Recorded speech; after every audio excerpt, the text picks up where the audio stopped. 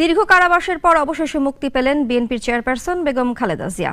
এছাড়াও ১ জুলাই থেকে ৫ আগস্ট পর্যন্ত বৈষম্য বিরোধী আন্দোলন ও বিভিন্ন মামলায় আটকদেরও মুক্তি দেয়া হয়েছে।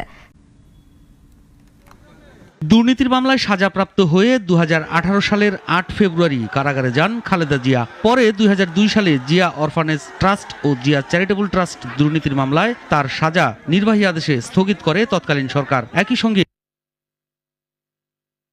তাকে শর্ত সাপেক্ষে মুক্তি দেওয়া হয়। তার স্থায়ী মুক্তি ও চিকিৎসার জন্য বিদেশে পাঠাতে দল ও তার পরিবারের পক্ষ থেকে বারবার আবেদন জানানো হলেও সরকার তাতে সাড়া দেয়নি। ৫ আগস্ট ছাত্র জনতার আন্দোলনের মুখে পদত্যাগ করে দেশ ছাড়ে শেখ হাসিনা। দেশের ইতিহাসে এক অনন্য সাক্ষী হয় ২০২৪-এর এই বিজয়। উদ্ভূত পরিস্থিতিতে খালেদা জিয়ার মুক্তি ও বিদেশে চিকিৎসার বিষয়ে আশ্বাস দেন সেনাপ্রধান। অবশেষে মুক্তি দেওয়া হয় বাংলাদেশের ৩ বারের সাবেক প্রধানমন্ত্রী খালেদা জিয়াকে। রাষ্ট্রপতির প্রেস উইংয়ের পাঠানো এক বিজ্ঞপ্তিতে বিষয়টি জানানো হয়।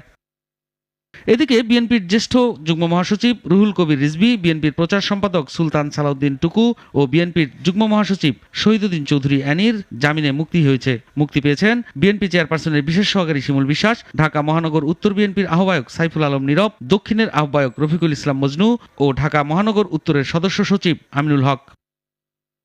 এছাড়াও জামায়াত ইসলামের সেক্রেটারি জেনারেল মিয়া গোলাম পরোয়ার, বাংলাদেশ জাতীয় পার্টির সভাপতি ব্যারিস্টার আন্দালিব রহমান পার্থ এবং গণ অধিকার পরিষদের সভাপতি ও ডাকসুর সাবেক ভিপি নুরুল হক নুরু ও ব্র্যাক বিশ্ববিদ্যালয়ের সাবেক শিক্ষক আসিফ মাহতাব মুক্তি পেয়েছেন।